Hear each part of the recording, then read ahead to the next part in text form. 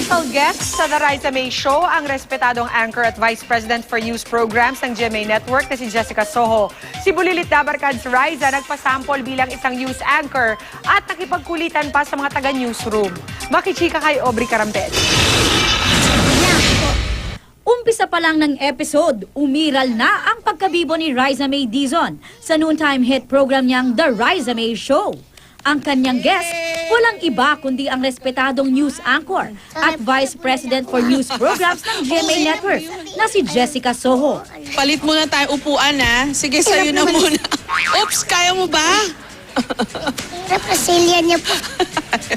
Nang mapag-usapan ang tungkol sa pagiging reporter at ang kaakibat nitong panganib, tila kinabahan si Bulilit. Gusto mo akong komedyante. Gusto mo talagang maging komedyante?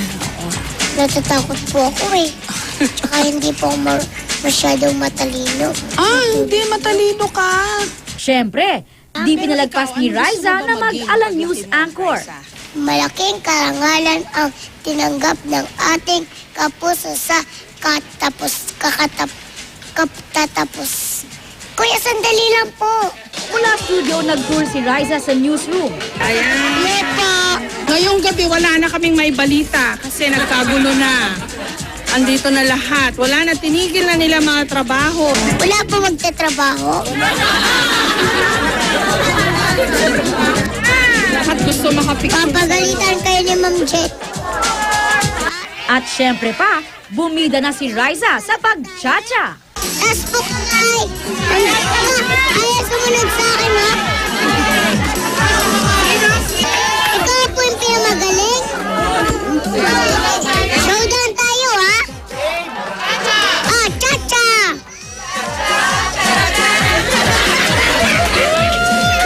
Ang aling maliit tila napagod ata sa tour. Kaya naman, Salamat, ha? Pinapunta niyo. Salamat. Anytime, welcome ka dito. bilang remembrance, isang teddy bear ang ibinigay ni Jessica kay Riza. Yakap-yakapin mo siya. Ikaw na bahala magpangalan sa kanya.